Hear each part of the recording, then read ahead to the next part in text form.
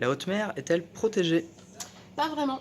La haute mer, c'est pour rappel ce qui se trouve au-delà de la zone économique exclusive qui relève d'un État, c'est-à-dire au large des côtes, à 12 000 nautiques environ. En fait, ça représente quand même 50% de la planète en superficie, ce n'est pas rien, et c'est simplement couvert par une convention internationale sur le droit de la mer qui s'appelle Montego Bay et qui fixe des grands principes.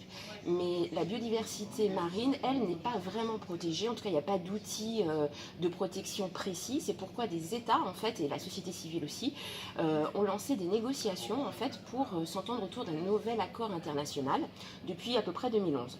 Alors, ça a pris une tournure un petit peu plus importante depuis 2014, avec des comités préparatoires onusiens, en tout cas, qui discutent des thèmes principaux à mettre dans cet accord.